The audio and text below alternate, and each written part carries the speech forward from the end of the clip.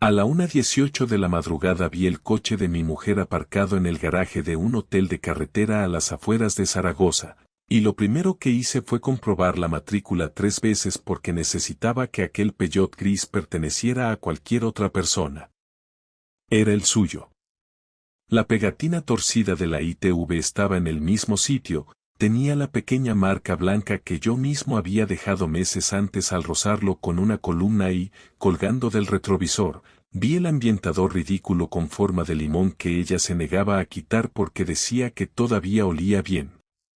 Mi mujer, Laura, me había dicho menos de 4 horas antes que iba a dormir en casa de su hermana Marta porque habían quedado unas amigas allí, iban a beber vino y no quería conducir de vuelta. En ese momento yo estaba sentado en mi coche, con el motor encendido, mirando el Peugeot desde la otra punta del aparcamiento y preguntándome por qué demonios estaba delante de un hotel en el que una persona no entra por accidente. No era un restaurante. No había una boda. No había una sala de fiestas. Era uno de esos hoteles donde aparcas, entras, duermes y te marchas. Y Marta vivía a casi 20 kilómetros en dirección contraria. Lo más extraño es que yo no estaba siguiéndola. Si hubiera estado espiándola desde hacía semanas, todo tendría cierto sentido, pero aquella noche llegué allí por pura casualidad. Mi amigo Rubén trabaja instalando sistemas de climatización y se le había averiado la furgoneta cuando volvía de un trabajo en un polígono cercano. Me llamó pasadas las 12 porque su mujer estaba con fiebre y no quería despertarla para que fuera a recogerlo. Yo estaba despierto viendo una serie, Laura supuestamente estaba en casa de su hermana y al día siguiente entraba tarde a trabajar, así que cogí las llaves sin pensarlo demasiado. Rubén me mandó la ubicación de una gasolinera y, cuando iba hacia allí, me confundí en una salida. Entré por una vía de servicio que rodeaba 2 naves, una cafetería de camioneros y aquel hotel. Habría pasado de largo si delante de mí no hubiera frenado un taxi. Mientras esperaba, miré hacia la fila de coches y reconocí el Peugeot casi de inmediato. Hay cosas que reconoces sin querer cuando llevas años viéndolas todos los días. Me quedé quieto durante unos 30 segundos. Luego aparqué. No fui hacia el hotel. Ni siquiera salí del coche. Todavía estaba buscando explicaciones normales porque eso hacemos cuando una explicación anormal amenaza con destrozarte la noche. Quizá Marta había ido allí por alguna razón y Laura la había llevado. Quizá había una amiga alojada en el hotel. Quizá habían parado para recoger a alguien. El problema era que cuanto más pensaba, peor funcionaban mis propias excusas. Si Laura había dejado allí el coche y después se había ido con Marta, ¿por qué hacerlo? Si estaba dentro tomando algo, ¿por qué no me lo había dicho? Si el plan había cambiado, porque su último mensaje había sido exactamente, ya estamos en casa de Marta. ¿No me esperes despierto? Y no miré su móvil. No tenía su móvil. No necesitaba tenerlo. El Peugeot estaba delante de mí. Llamé a Rubén y le dije que tardaría 10 minutos más. Él se rió y me soltó que esperaba que no me hubiera parado la Guardia Civil. Le dije que había tomado una salida equivocada y colgué. Después apagué las luces del coche porque me sentía absurdo allí sentado como un detective barato, aunque en realidad no sabía qué estaba intentando descubrir. Miré la entrada principal durante unos minutos. Entró una pareja mayor con 2 maletas. Salió un hombre solo que se encendió un cigarro. Una mujer bajó de un taxi. Laura no apareció. A la 1:31 decidí marcharme. Eso puede sonar cobarde, pero en ese momento no quería entrar preguntando por mi mujer en recepción y descubrir que todo tenía una explicación inocente. Tampoco quería entrar y descubrir que no la tenía. Las 2 posibilidades me parecían humillantes por motivos distintos. Así que fui a recoger a Rubén, conduje 20 minutos escuchándolo quejarse del jefe y de la furgoneta mientras yo apenas respondía, lo dejé en su casa y volví hacia la ciudad. Antes de regresar a casa hice algo que todavía recuerdo perfectamente porque fue la primera decisión consciente que tomé aquella noche: volví al hotel. El Peugeot seguía allí. Eran las 2:26. Esta vez aparqué más cerca y apagué el motor. Me quedé mirando el edificio. Una parte de mí esperaba que Laura saliera por la puerta principal con Marta, con Nuria, con 5 amigas y una explicación tan obvia que yo pudiera llamarme idiota durante una semana. No salió nadie que yo conociera. A las 2:50 me marché definitivamente. Cuando llegué a casa no pude dormir. Me serví agua, abrí la nevera sin hambre, la cerré y me senté en la cocina. Laura y yo llevábamos 11 años casados y yo nunca había tenido un motivo serio para desconfiar de ella. Discutíamos como cualquier pareja, especialmente durante los últimos meses, pero nada que me hubiera llevado a pensar en una traición. Lo que sí había cambiado era su manera de tratarme.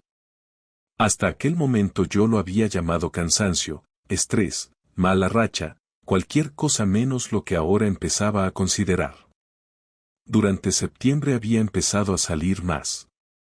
No de una forma exagerada, simplemente lo suficiente para que yo recordara cada salida después de ver su coche en aquel hotel. Una cena de empresa un jueves que terminó casi a medianoche. Un sábado en que dijo que iba de compras con Nuria y regresó 5 horas después sin haber comprado prácticamente nada. 2 tardes en las que aseguró que tenía reuniones que se habían alargado. Una noche en la que llegó a casa, se duchó directamente y puso toda la ropa que llevaba en la lavadora, algo que en ese momento no me pareció importante porque, sinceramente, nadie vive analizando cómo lava los pantalones su pareja. También había empezado a discutir conmigo por cosas que antes le daban igual. Una mañana dejé una taza en el fregadero antes de ir a trabajar y me mandó un mensaje diciendo que estaba cansada de recoger detrás de mí. Llegué a casa, miré alrededor y pensé que aquello era absurdo porque yo hacía aproximadamente la mitad de las tareas domésticas y siempre había sido así. Otro día se enfadó porque le pregunté si cenaría en casa. Según ella, parecía que la estaba controlando. Solo te he preguntado para saber si hago comida para 1 o para 2. Pues haz para ti y ya está. Laura, ¿qué te pasa últimamente? Nada. Ese, nada, se había convertido en una respuesta habitual. Lo que más me molestaba, ahora que lo pensaba, era que parecía estar preparando discusiones antes de que existieran. Yo decía una cosa normal y ella encontraba una intención detrás. Si preguntaba cuando volvía, la controlaba. Si no preguntaba, no me interesaba por ella. Si proponía hacer algo juntos, estaba pesado. Si hacía mis planes, según ella parecía que ya no quería pasar tiempo con ella. Era imposible acertar, pero yo todavía seguía intentando hacerlo. A las 3:40 de aquella madrugada tomé una decisión que probablemente salvó la poca dignidad que me quedaba durante los días siguientes: no iba a preguntarle nada cuando regresara. Quería escuchar lo que me contaba sin ayudarla. Laura llegó a casa el domingo a las 10:12 de la mañana. Yo estaba tomando café en la cocina cuando escuché la puerta. Entró con una bolsa de una panadería y dijo, «Buenos días», con una naturalidad que me provocó una sensación muy extraña, porque durante toda la noche yo había pensado que, al verla, tendría ganas de gritar. No fue así. La miré y sentí una calma incómoda. «Te he traído croissants», dijo. «Gracias». Dejó la bolsa sobre la mesa y abrió un armario. Vaya noche. Marta compró 3 botellas de vino y Nuria apareció con otra. Yo bebí café. ¿Lo pasasteis bien? Sí. Demasiado. Tengo la cabeza fatal. ¿Dormiste bien? Regular. Marta tiene ese sofá horrible que te rompe la espalda. Ahí fue cuando sentí algo distinto. No rabia todavía. Fue algo más frío. El sofá. Laura estaba construyendo detalles sin que yo se los hubiera pedido. ¿Quiénes estabais?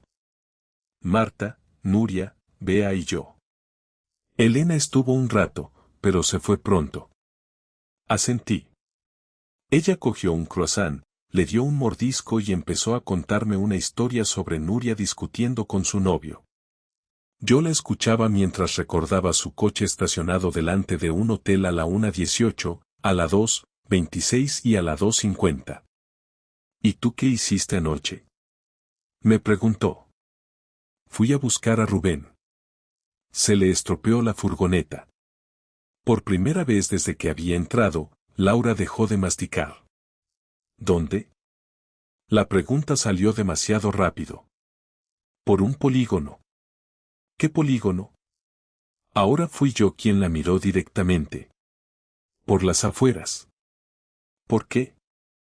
Por nada. Siguió comiendo, pero algo había cambiado. Lo noté enseguida. Sus movimientos dejaron de parecer naturales. Cogió su taza, la dejó, limpió unas migas que apenas existían y después me preguntó por la avería de Rubén, aunque Laura nunca había mostrado el menor interés por la furgoneta de Rubén en toda su vida. Yo respondí tranquilamente y no mencioné el hotel. Durante el resto del domingo hice exactamente lo mismo. Normalidad. Fuimos al supermercado. Preparamos comida. Ella puso una lavadora. Yo vi fútbol. A las 6 Laura me preguntó si estaba raro. Estoy cansado. Te noto distante. Casi me dio risa. Dormí poco. Aceptó la explicación, aunque no parecía convencida. El lunes por la mañana hice una cosa muy sencilla. Llamé a Marta. No para preguntarle por Laura. Eso habría sido demasiado evidente.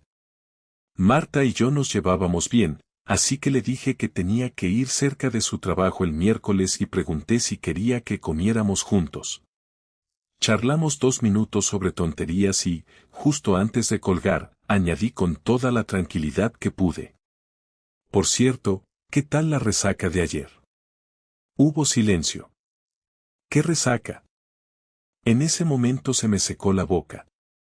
La de vuestra noche de vinos. Marta volvió a quedarse callada. Ah, sí. Bueno. Laura exagera mucho. Y entonces entendí algo que me puso más nervioso que cualquier confesión. Marta no sabía de qué estaba hablando.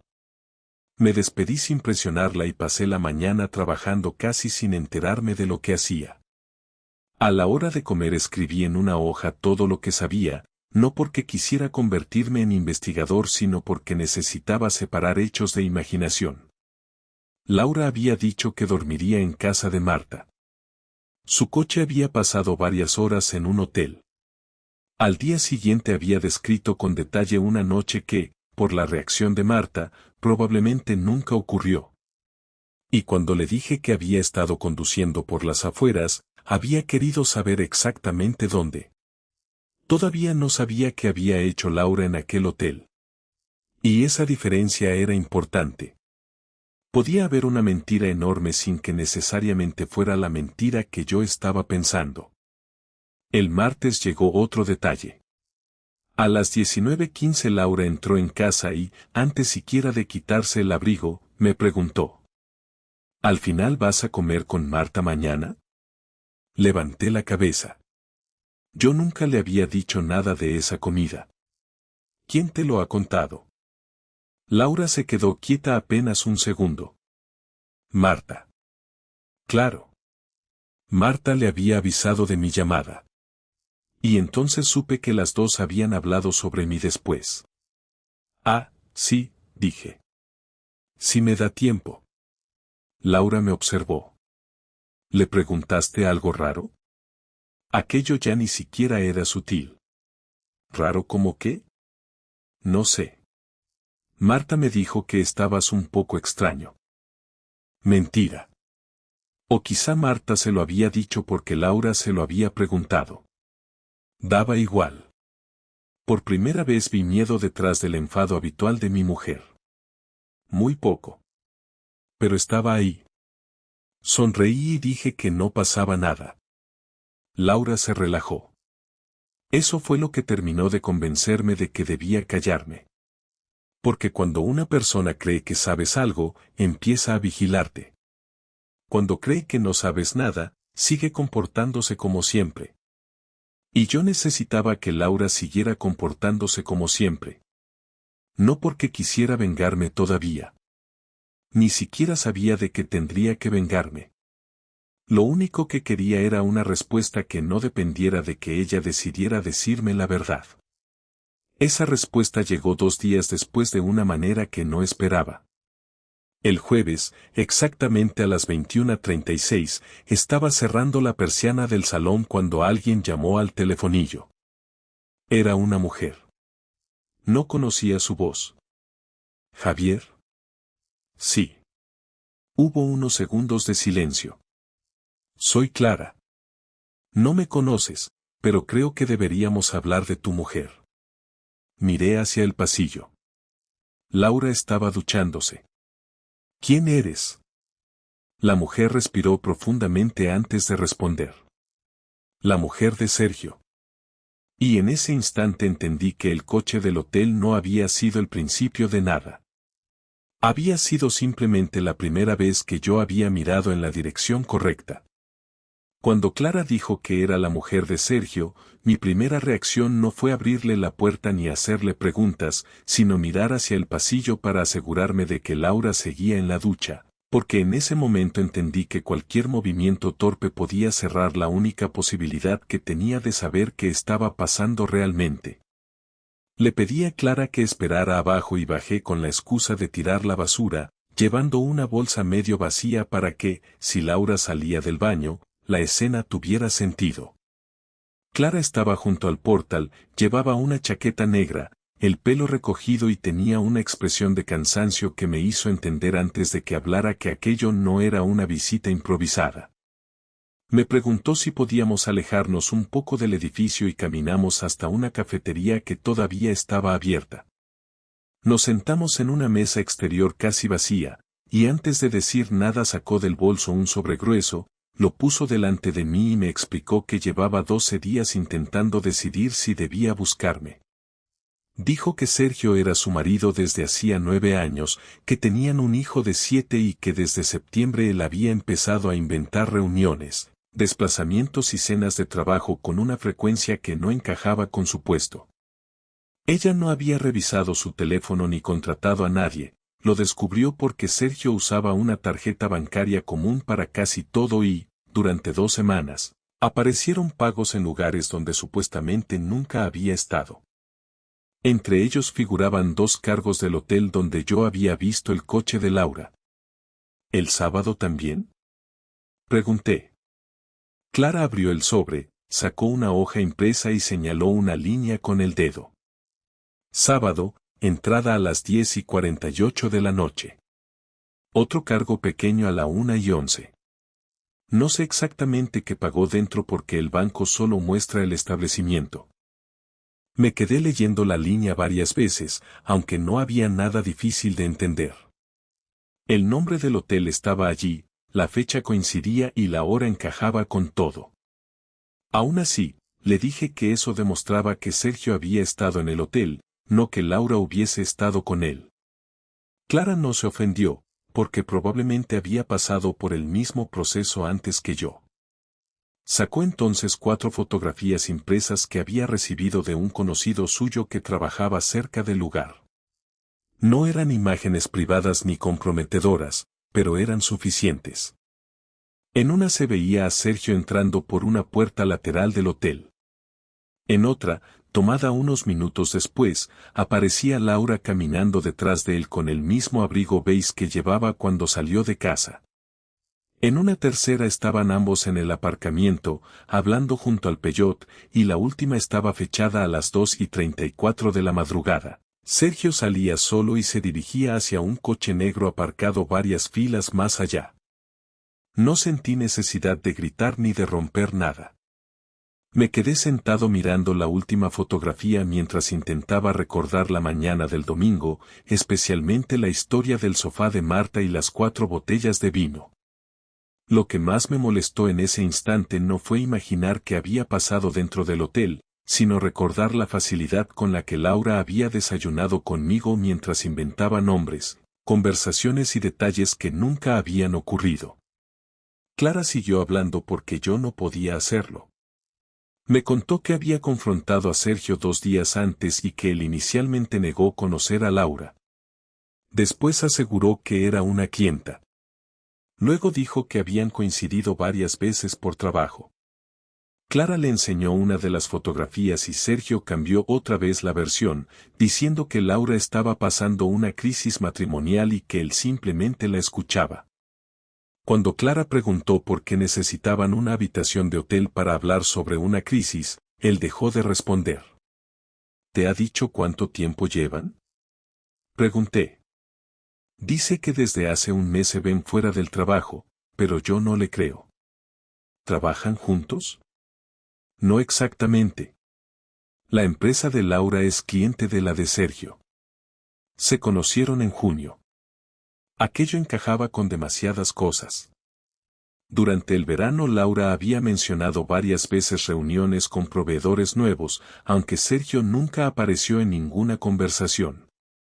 Pregunté a Clara por qué había decidido venir a verme en persona en lugar de llamarme, y ella respondió que no quería dejar mensajes que Laura pudiera ver antes de que yo supiera nada. Además, había una razón mucho más concreta. Sergio le había dicho esa misma tarde que el matrimonio de Laura estaba prácticamente terminado y que yo ya sabía que ella quería separarse. Yo solté una risa corta que no tenía nada de humor y le dije que Laura y yo no habíamos hablado de separación ni una sola vez. Clara sintió como si aquella respuesta confirmara algo que ya sospechaba. Entonces también me ha mentido sobre eso. Parece que sí. Antes de regresar a casa acordamos no avisarles de nuestra conversación.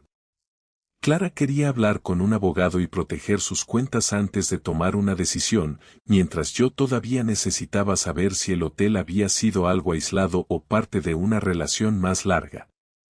Guardé las fotografías dentro de mi chaqueta y subí al piso con una sensación incómoda, porque Laura estaba sentada en el sofá secándose el pelo como si aquella noche fuera exactamente igual que cualquier otra. Me preguntó por qué había tardado tanto tirando la basura y le dije que me había encontrado con un vecino. Ella aceptó la explicación sin insistir y siguió viendo una serie. Durante los siguientes 20 minutos estuve sentado a menos de 2 metros de ella pensando que, mientras yo había conducido por media Zaragoza para recoger a Rubén, Laura estaba en un hotel con un hombre casado y luego había vuelto a casa preparada para mantener una conversación sobre croissants y resacas inventadas. La oportunidad de confirmar que aquello no había empezado el sábado apareció al día siguiente sin que yo hiciera nada. A las 13:05 me llamó Clara mientras estaba trabajando y me dijo que Sergio había salido de su oficina mucho antes de lo habitual. Ella podía ver la ubicación del coche porque estaba registrado en la aplicación familiar y me preguntó si Laura trabajaba esa tarde. Respondí que sí. Clara me dio la dirección de un restaurante pequeño cerca del canal y me pidió que no hiciera ninguna estupidez, porque ella solo quería comprobar si Sergio se reunía con Laura otra vez. Salí del trabajo diciendo que tenía una gestión personal y llegué allí 20 minutos después. No entré. Aparqué al otro lado de la calle y esperé. A las 13:42 apareció Sergio. 5 minutos después llegó Laura. No se comportaron como dos personas que estuvieran teniendo una reunión profesional. Laura se acercó a él, miró alrededor y lo abrazó durante demasiado tiempo para que yo pudiera seguir buscando explicaciones. Después entraron juntos al restaurante. Esperé casi una hora. Cuando salieron, caminaron hasta una calle lateral, se detuvieron junto al coche de Sergio y hablaron durante varios minutos. Entonces él le pasó una mano por la espalda, Laura se acercó y se besaron. No aparté la vista. Tampoco hice fotos. Ya no las necesitaba. Cuando Laura llegó a casa esa noche, me dio un beso en la mejilla y dijo que había tenido un día agotador. Yo la miré y respondí con la misma tranquilidad con la que ella me había mentido durante semanas. Ya me imagino. Aquella noche decidí que no iba a esperar más, porque después de verla besar a Sergio delante de mí a pocos metros de distancia, seguir fingiendo que no sabía nada habría dejado de ser prudencia y habría empezado a parecerme una forma de permitir que Laura siguiera decidiendo qué realidad me convenía conocer. Esperé hasta después de cenar, recogí los platos, limpié la encimera y dejé que ella se sentara en el sofá con el portátil sobre las piernas, exactamente como hacía casi todas las noches. Entonces fui al dormitorio, saqué del armario el sobre que Clara me había dado y regresé al salón. Laura levantó la vista cuando lo dejé sobre la mesa. ¿Qué es eso? Ábrelo. Javier, estoy terminando una cosa. Ábrelo, Laura. Mi tono hizo que cerrara el portátil. Sacó la primera fotografía, la miró durante varios segundos y no dijo nada. Después sacó la segunda. En la tercera empezó a respirar más rápido. Cuando llegó a la última, dejó las fotos sobre la mesa y me preguntó de dónde las había sacado. No preguntó qué significaban ni intentó decir que estaba confundido. Su primera preocupación fue saber cuánto sabía yo y quién me había dado las pruebas. Eso es lo que quieres preguntarme. Quiero saber quién te ha dado esto. Yo quiero saber desde cuándo te acuestas con Sergio. Laura se levantó de golpe y empezó a caminar por el salón, primero hacia la ventana y luego de vuelta hasta la mesa. Negó que se estuviera acostando con él. Dijo que aquello no era lo que parecía, que había una explicación y que yo estaba sacando conclusiones sin escucharla. Le recordé que su coche estuvo más de 3 horas delante de un hotel mientras ella me decía que dormía en casa de Marta. Entonces cambió de versión. Admitió que había estado en el hotel con Sergio, pero aseguró que solo habían hablado porque él estaba pasando problemas en su matrimonio y ella también necesitaba desahogarse. ¿3 horas en una habitación? No todo el tiempo estuvimos en una habitación. Entonces dime dónde estuvisteis. En el bar, en recepción, dando una vuelta. El bar cerraba a medianoche. Se quedó callada. Yo había llamado aquella misma tarde al hotel para preguntar el horario y ahora agradecía haberlo hecho, porque vi perfectamente cómo intentaba construir otra explicación y no encontraba una que funcionara. Le pregunté por el beso de aquel mediodía.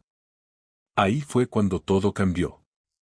Laura dejó de fingir calma y empezó a gritarme que la había seguido, que aquello era enfermizo, que había invadido su privacidad y que si nuestra relación había llegado hasta ese punto era porque yo llevaba meses desconfiando de ella. No te seguí durante meses. Te vi hoy porque ya sabía lo del hotel. Eso no te da derecho a perseguirme. Y estar casada conmigo tampoco te da derecho a mentirme. No sabes lo que estaba pasando entre nosotros. Claro que no, porque mientras yo pensaba que teníamos problemas normales, tú estabas hablando con otro hombre. Laura golpeó la mesa con la palma abierta y las fotografías se deslizaron hasta el suelo. No fue una pelea física, pero jamás la había visto tan alterada. Me dijo que llevaba meses sintiéndose ignorada, que todo entre nosotros se había convertido en trabajo, cenas y facturas, y que Sergio había empezado simplemente escuchándola. Le pregunté cuántas veces habían quedado a solas. Primero dijo 3. Después reconoció 5. Cuando le recordé que Clara tenía movimientos bancarios desde septiembre, admitió que podían haber sido algunas más. Cada respuesta necesitaba una segunda pregunta para acercarse a la verdad, y eso terminó de agotarme. ¿Te acostaste con él? Laura apartó la mirada. Javier, no quiero hablar de detalles. No te he pedido detalles. No va a ayudarte saberlo. ¿Te acostaste con él? Se sentó otra vez. Durante varios segundos estuvo mirando sus manos. Sí. No sentí alivio por conseguir la respuesta. Tampoco me sorprendió, porque ya lo sabía de una forma bastante clara. Lo que sentí fue rabia por escucharla decirlo después de haberme mentido tantas veces. Le pregunté desde cuándo y respondió que la primera vez había sido hacía unas 3 semanas.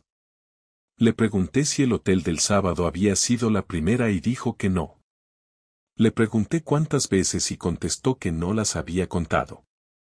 Esa respuesta fue peor que cualquier cifra, porque significaba que no había sido un error aislado ni una sola noche que luego hubiera lamentado. Laura empezó a llorar y dijo que nunca había querido dejarme, que Sergio no significaba lo mismo que yo y que todo se había complicado más de lo que esperaba. Aquello me enfadó todavía más. Entonces, ¿cuál era el plan? ¿Volver aquí después de estar con él y preguntarme si quería ver una serie? No había un plan. Eso no mejora nada. Yo sabía que estaba haciendo algo horrible. Y seguiste haciéndolo. Intentó acercarse a mí, pero le pedí que no me tocara. Se quedó a 1 metro de distancia y me preguntó si pensaba echarla de casa. Le respondí que no iba a tomar una decisión aquella noche, pero que tampoco iba a dormir con ella. Laura dijo que podía quedarse en el sofá. Le dije que prefería que fuera a casa de Marta, y la expresión que puso al escuchar el nombre de su hermana confirmó que entendía perfectamente por qué lo decía. Marta no sabía nada. Ya lo sé. Solo utilizaste su casa como coartada. Laura bajó la cabeza y volvió a decir que lo sentía. Yo recogí las fotografías del suelo y las guardé otra vez en el sobre. Después le pedí las llaves del coche porque ambos vehículos estaban a mi nombre y no quería que se marchara alterada conduciendo. Protestó al principio, pero terminó dejándolas sobre la mesa. Llamó a un taxi, metió algo de ropa en una mochila y, antes de salir, se quedó junto a la puerta esperando que yo dijera algo. Javier, esto no tiene por qué terminar así. Hoy no voy a decidir cómo termina. ¿Entonces qué hago? Por primera vez en semanas, deja de preguntarte qué historia necesitas contarme y piensa en lo que has hecho. Laura salió poco después de las 11. Yo no dormí apenas. A las 7:20 de la mañana tenía un mensaje suyo pidiéndome hablar. A las 7:31 tenía otro de Clara. Sergio había desaparecido de su casa durante la noche. Y Laura no estaba en casa de Marta. A las 7:31 de la mañana abrí el mensaje de Clara y entendí que Laura no se había ido a casa de su hermana después de nuestra discusión. Sergio tampoco había vuelto a la suya. Clara me dijo que había salido sobre la 1 de la madrugada después de una pelea, que no respondía al teléfono y que su coche ya no aparecía en la aplicación familiar porque había desactivado la ubicación. No tuve que pensar demasiado para imaginar dónde podían estar, pero esta vez no sentí ninguna necesidad de buscarlos. La noche anterior Laura había tenido la oportunidad de marcharse, pensar en lo que había hecho y volver con algo parecido a sinceridad. En lugar de eso, apenas 2 horas después de decirme que lo sentía, aparentemente había corrido hacia el mismo hombre por el que estábamos discutiendo. Me preparé café, bloqueé durante unos minutos el impulso de llamarla y abrí una carpeta donde guardábamos los documentos de la casa, los seguros y las cuentas. Hasta ese momento yo había reaccionado a lo que Laura hacía. Aquella mañana decidí que iba a empezar a tomar decisiones por mi cuenta. Lo primero que hice fue llamar a mi hermano Andrés, que trabaja en una gestoría y conoce a un abogado de familia llamado Ramón. No le conté toda la historia por teléfono, únicamente le dije que necesitaba una consulta ese mismo día y que era urgente. A las 9:30 estaba sentado en un despacho explicando lo ocurrido desde el hotel hasta la confesión de Laura. Ramón me hizo muchas preguntas que me parecieron frías pero necesarias, de quién era la vivienda, cómo estaban organizadas las cuentas, si teníamos hijos, qué bienes eran comunes y qué podía demostrar exactamente. No teníamos hijos, la casa estaba a nombre de los dos y manteníamos una cuenta conjunta para hipoteca, recibos y gastos normales, además de cuentas personales separadas.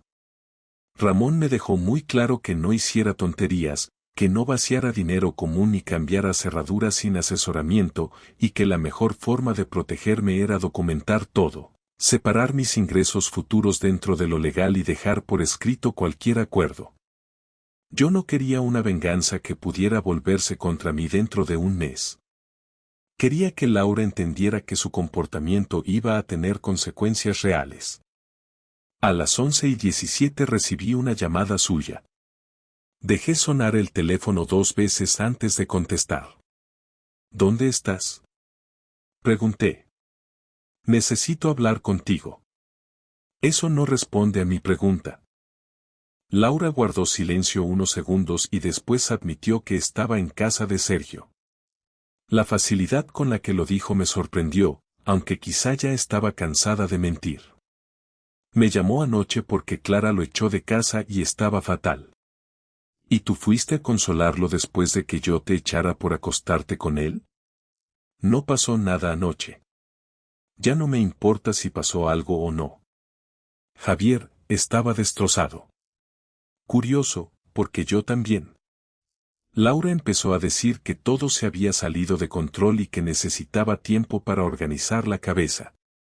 Le respondí que podía tomarse todo el tiempo que quisiera, pero que no iba a vivir como si siguiéramos siendo una pareja mientras ella decidía entre su matrimonio y Sergio. Le expliqué que iba a transferir mi nómina a mi cuenta personal a partir de ese mes, que seguiría ingresando mi parte exacta de la hipoteca y los recibos comunes, y que cancelaría 2 tarjetas adicionales vinculadas a mi cuenta. Una estaba a nombre de Laura y la utilizaba para compras domésticas, pero en las últimas semanas también había aparecido un restaurante caro y un aparcamiento cerca del hotel. No iba a acusarla de haber pagado encuentros con Sergio con mi dinero porque no tenía pruebas suficientes, pero tampoco iba a seguir financiando una situación que ya no entendía. ¿Me estás cortando el acceso al dinero?, preguntó. ¿A mi cuenta personal? Sí. La cuenta conjunta sigue exactamente igual y tienes tu salario. Esto parece un castigo. Es una separación económica básica mientras decidimos qué hacemos.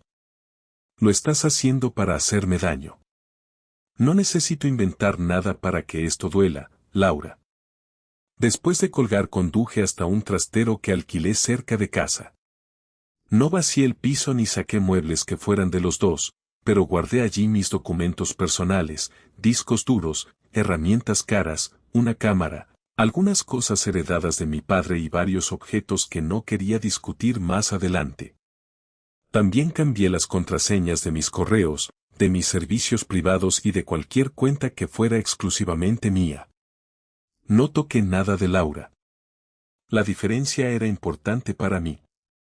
No pretendía destruirle la vida, pero tampoco iba a seguir comportándome como un marido confiado después de descubrir que llevaba semanas usando mentiras y coartadas para verse con otro hombre. Por la tarde Clara volvió a llamarme. Sergio había regresado a casa para recoger ropa y habían discutido. Según ella, él seguía diciendo que amaba a Laura y que pensaba que Laura acabaría dejándome. Aquello me irritó más de lo que esperaba, así que le pregunté si tenía alguna prueba de que ambos habían utilizado recursos de sus empresas para verse. Clara respondió que sí, al menos 2 reuniones falsas aparecían en el calendario de Sergio como visitas profesionales a la compañía de Laura, pero en esas horas habían estado en otro sitio. No quería montar un escándalo sin saber exactamente lo que significaba, así que al día siguiente envié desde mi correo una consulta formal al Departamento de Recursos Humanos de la empresa de Laura. No hablé de sexo, no mandé fotografías y no escribí insultos. Pregunté únicamente si era normal que empleados y proveedores registraran reuniones profesionales que aparentemente no se habían producido, porque yo tenía documentación relacionada con varias fechas. Fue suficiente para que me pidieran una conversación. 2 días después Laura apareció en casa a las 8 de la tarde con la cara tensa y el bolso todavía colgado del hombro. Cerró la puerta y me miró sin quitarse el abrigo. ¿Has hablado con mi empresa? Sí. ¿Estás loco? Pregunté por reuniones falsas. Me han abierto una investigación interna. Entonces parece que ellos también tienen preguntas. Laura empezó a gritar que yo estaba intentando destruir su carrera porque me había engañado. Le respondí que si su relación con Sergio era completamente privada, su empresa no tendría nada que investigar, pero si habían utilizado reuniones, gastos o tiempo de trabajo para ocultarse, eso ya no era un problema inventado por mí. Ella golpeó el respaldo de una silla con la mano y me dijo que estaba siendo vengativo. Esta vez no intenté negar la palabra. Sí, estoy enfadado, pero no he mentido sobre ti. Solo he dejado de protegerte de las consecuencias de lo que hiciste. Laura se quedó quieta varios segundos antes de decir que Sergio también había sido suspendido temporalmente mientras revisaban algunos gastos. Entonces entendí que Clara había hecho algo parecido por su lado.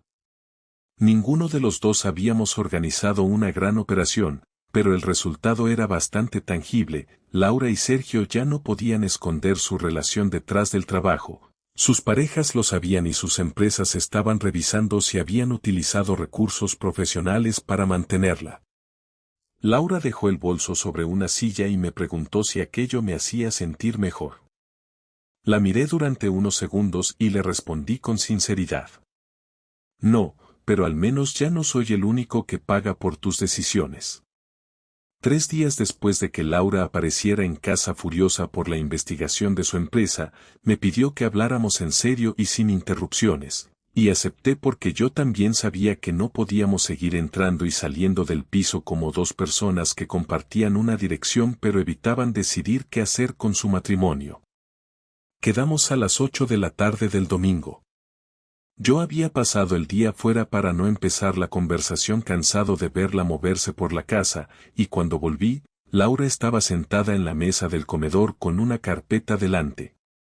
No había preparado ninguna escena ni estaba llorando, lo cual agradecí, porque llevaba demasiados días escuchando explicaciones que cambiaban según la pregunta. Me senté frente a ella y le dije que podía empezar. Laura abrió la carpeta y me enseñó una hoja donde había escrito varias fechas. Dijo que quería contarme todo sin que yo tuviera que sacárselo poco a poco. Según su versión, conoció a Sergio en junio durante una reunión entre ambas empresas. Al principio solo hablaron de trabajo. Después empezaron a escribirse por asuntos personales, primero de vez en cuando y luego casi todos los días. En agosto quedaron solos para tomar café después de una reunión y, a partir de septiembre, empezaron a verse a escondidas. Reconoció que había mentido utilizando a Marta, a Nuria y cenas de empresa que nunca existieron. También admitió que lo del hotel no había sido la primera vez que cruzaron ciertos límites, aunque no quiso entrar en detalles y yo tampoco se los pedí. ¿Cuántas veces?, pregunté. No tengo un número exacto. Lo tienes, pero no quieres decirlo. Javier, de verdad que no las conté. Entonces dime si fueron 2, 5 o 10. Laura respiró despacio y terminó diciendo que probablemente habían sido 6 encuentros en los que estuvieron solos fuera del trabajo, además de comidas y cafés. Yo no necesitaba precisión matemática, pero sí quería entender hasta qué punto había tenido que organizar su vida para mantener aquello. Le pregunté por qué había seguido después de la primera vez, y esta vez no respondió con lo de sentirse ignorada. Dijo algo bastante más incómodo y, por primera vez, me pareció sincera. Me contó que le gustaba que Sergio estuviera pendiente de ella, que disfrutaba haciendo algo que no pertenecía a nuestra rutina y que, después de empezar, cada nueva mentira hacía más difícil detenerse porque tendría que reconocer lo que ya había hecho. No intentó justificarlo diciendo que yo era un mal marido. De hecho, Reconoció que durante meses había buscado defectos en mí porque le resultaba más fácil estar enfadada conmigo que aceptar que estaba haciendo algo que sabía que me dañaría. Aquello no me hizo sentir mejor, pero al menos dejé de escuchar argumentos absurdos. Le pregunté si amaba a Sergio.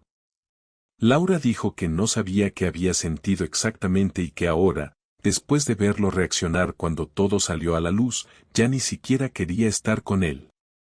Según ella, Sergio había pasado de decirle que dejaría a Clara a culparla por la investigación laboral y desde hacía 2 días apenas hablaban. Me llamó la atención lo rápido que una relación que había requerido tantas mentiras parecía perder importancia cuando aparecieron consecuencias reales. Entonces ahora que aquello se ha complicado, ¿quieres arreglar esto? Quiero arreglarlo porque no quiero perderte. No es exactamente lo mismo. Laura me dijo que lo sabía. Después me preguntó qué necesitaba para considerar seguir casados. Esa pregunta llevaba días rondándome y ya tenía la respuesta, aunque no era la que ella esperaba. Le expliqué que no quería revisar su teléfono, vigilar sus horarios ni exigirle fotografías cada vez que saliera. Si para continuar necesitaba convertirme en su supervisor, prefería no continuar. Tampoco quería terapia como una forma automática de fingir que todo podía repararse simplemente porque nos sentáramos una vez por semana delante de otra persona. No estaba en contra de hablar con un profesional, pero primero necesitaba saber si todavía quería un matrimonio con ella. ¿Y lo quieres?, preguntó. Ahora mismo no lo sé. Laura bajó la mirada y permaneció callada bastante tiempo. Después empezó a llorar, pero no intentó acercarse ni pedirme que la consolara. Dijo que entendía que yo no pudiera decidirlo inmediatamente y que estaba dispuesta a esperar. Le respondí que esperar no significaba que siguiéramos viviendo como antes. Le expliqué que, durante al menos unas semanas, quería una separación real. Ella podía quedarse en el piso porque su hermana tenía poco espacio y yo me iría al apartamento de Andrés, que estaba vacío mientras él trabajaba temporalmente en Valencia. Dividiríamos gastos comunes, no haríamos planes juntos y solo hablaríamos de cosas necesarias. Laura protestó, diciendo que separarnos físicamente podía terminar de romper algo que todavía podía salvarse. Laura, ya estamos separados desde hace semanas, solo que yo no lo sabía. No respondió. Antes de terminar la conversación saqué de mi mochila una copia de la consulta que había hecho con Ramón y le dije que también quería que leyera algo. No eran papeles de divorcio, pero sí un borrador con varias opciones de separación y reparto de bienes. Laura se puso pálida al verlo. ¿Ya has hablado con un abogado? Sí. Entonces ya lo has decidido. No. Precisamente por eso no he presentado nada.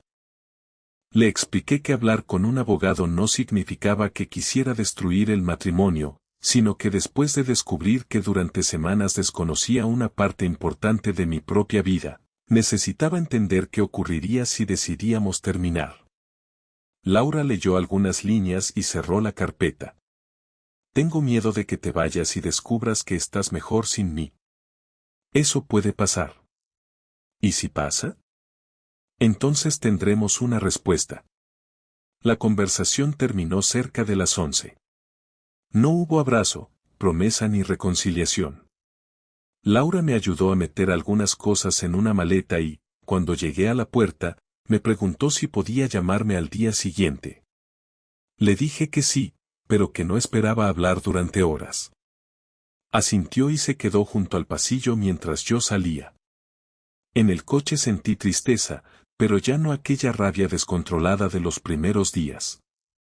Por primera vez desde que vi su coche en el hotel, estaba tomando una decisión que no dependía de perseguir mentiras ni de descubrir otra cosa. Todavía no sabía si iba a divorciarme. Pero ya sabía que no iba a quedarme solo por miedo a terminar. Pasé 12 días en el apartamento de Andrés y, durante ese tiempo, Laura respetó bastante bien lo que habíamos acordado. Aunque los primeros 4 días me escribió más de lo necesario con cualquier excusa que pudiera convertir en conversación. Me preguntaba si había recibido una carta del banco, si sabía dónde estaba una factura antigua, si pensaba pasar por casa durante el fin de semana y hasta si recordaba qué modelo de bombilla usábamos en la cocina. Yo respondía únicamente cuando había algo práctico que resolver, porque comprendí que una parte del problema era que ella seguía esperando que nuestra rutina volviera a funcionar antes de que yo hubiera decidido si quería seguir dentro de ella. Mientras tanto, su empresa terminó la investigación interna. No la despidieron, pero recibió una sanción formal y perdió temporalmente la responsabilidad sobre la cuenta relacionada con la empresa de Sergio porque habían confirmado que varias reuniones registradas como profesionales no se habían desarrollado como figuraba en el calendario. Sergio tuvo peor suerte porque algunos gastos que había presentado como comerciales no pudieron justificarse y su empresa rescindió su contrato. Clara me llamó una sola vez para contármelo y me dijo que había iniciado su separación. Después acordamos que no tenía sentido seguir informándonos mutuamente sobre ellos, porque ninguno de los dos quería convertir lo ocurrido en una actividad permanente. Durante esos días también me di cuenta de algo que no esperaba. Yo había pensado que, al alejarme de Laura, sentiría una necesidad inmediata de volver o una certeza absoluta de que quería divorciarme. No ocurrió ninguna de las dos cosas. Había mañanas en las que echaba de menos tomar café con ella y noches en las que recordaba conversaciones normales que todavía me parecían buenas. También había momentos en los que imaginaba volver a casa y sabía que no podría escucharla decir que iba a cenar con alguien sin preguntarme si era verdad. Esa era la parte que más me preocupaba. No quería castigarla durante años ni convertir cada retraso de 20 minutos en un interrogatorio. Tampoco quería fingir que el problema desaparecía porque ella estuviera arrepentida. Laura podía sentirse culpable y aún así haber hecho exactamente lo que hizo. Yo podía seguir queriéndola y aún así decidir que ya no quería estar casado con ella. Tardé bastante en aceptar que esas dos ideas podían existir al mismo tiempo. El último viernes del mes volví a casa porque habíamos quedado para hablar definitivamente. Laura estaba esperando en el salón y había dejado 2 cafés sobre la mesa. Me preguntó si quería cenar primero, pero le dije que prefería hablar. Había preparado otra carpeta, aunque esta vez no contenía fechas ni explicaciones. Dentro tenía una lista de terapeutas de pareja, información sobre mediación y una hoja donde había escrito algunas cosas que decía estar dispuesta a hacer si yo quería intentarlo. La escuché entera porque había prometido hacerlo. Me dijo que cortaría cualquier contacto con Sergio, que aceptaría terapia individual, que podía cambiar de departamento si la empresa lo permitía y que entendía que la confianza no iba a volver simplemente porque ella prometiera comportarse bien. También dijo algo que me pareció importante, aunque llegó demasiado tarde para cambiar mi decisión. No quiero decirte otra vez que ocurrió porque estábamos mal, porque eso no es cierto. Estábamos peor porque yo ya estaba haciendo cosas a escondidas y necesitaba convertirte en el problema para no sentirme tan mal conmigo misma. Le agradecí que lo reconociera. Después le dije que había decidido divorciarme. Laura no respondió inmediatamente. Cerró la carpeta, colocó las manos encima y me preguntó si estaba completamente seguro. Le dije que sí, aunque no porque hubiera dejado de quererla ni porque quisiera hacerla sufrir más. Le expliqué que durante aquellos 12 días había pensado mucho en cómo sería intentar reconstruir el matrimonio y siempre llegaba al mismo punto: para seguir con ella tendría que comportarme de una manera que no quería. Tendría que preguntarme si cada explicación era cierta, si cada compañero nuevo era realmente solo un compañero y si cada cambio de planes tenía una segunda versión. Tal vez eso desaparecería con los años, pero yo no quería pasar esos años comprobándolo. ¿No puedes darme una oportunidad para demostrarte que no volvería a hacerlo? Podría, pero no quiero pasar mi vida esperando esa demostración. Entonces ya no hay nada que pueda hacer. no para conservar este matrimonio. Laura lloró, pero nuestra última conversación no se convirtió en otra pelea. Preguntó si yo la odiaba y le dije que no. Le expliqué que durante las primeras semanas sí había sentido ganas de hacerle daño de alguna manera y que enviar la consulta a su empresa había sido parte de esa rabia, aunque también existía un problema real con las reuniones falsas. No estaba orgulloso de todo lo que había pensado durante esos días, pero tampoco iba a fingir que había reaccionado con una calma perfecta. Ella había tomado decisiones durante semanas sabiendo que podían destruir nuestra relación, y yo había reaccionado cuando descubrí lo que estaba pasando. Ahora quería terminar sin seguir acumulando ataques. Durante la semana siguiente volvimos juntos al despacho de Ramón y acordamos utilizar mediación. La casa se pondría a la venta porque ninguno podía comprar cómodamente la parte del otro sin asumir una deuda absurda. Cada uno conservaría sus cuentas personales, los muebles se repartirían de común acuerdo y los gastos comunes continuarían al 50% hasta completar la venta. No hubo una gran batalla porque Laura aceptó que intentar retrasar el proceso no iba a hacerme cambiar de opinión. Sergio intentó escribirle varias veces durante esos días, según ella misma me contó, pero dijo que no respondió. Yo no comprobé si era verdad porque ya no era asunto mío. El último día que dormí en nuestra casa fue exactamente 28 días después de aquella noche en que vi el Peugeot delante del hotel. Resultaba extraño pensar que menos de un mes antes yo estaba intentando convencerme de que Laura simplemente había cambiado de humor por estrés, y ahora teníamos una vivienda en venta y una separación formal en marcha. Aprendí algo bastante simple de todo aquello: confiar en alguien no significa ignorar hechos evidentes para proteger la imagen que tienes de esa persona. También entendí que una traición no obliga a reaccionar de una sola manera. Yo no necesitaba perdonarla para seguir adelante, pero tampoco necesitaba dedicar el resto de mi vida a odiarla. Cuando saqué la última caja, Laura me acompañó hasta la puerta. Ojalá hubiera parado antes, dijo. Yo también. Lo siento, Javier. Lo sé. Nos despedimos sin prometer amistad ni hablar de volver en unos años. Yo me fui al apartamento que había alquilado y Laura se quedó en la casa hasta la venta. No hubo un final espectacular después de aquello, y precisamente por eso creo que fue el final correcto para mí. Había perdido un matrimonio, pero al menos dejé de discutir conmigo mismo sobre una realidad que ya conocía. Al mes siguiente tendría que resolver papeles, mudanza y muchas conversaciones incómodas, pero una cosa ya estaba decidida: no iba a construir mi vida alrededor de comprobar si Laura volvía a mentirme.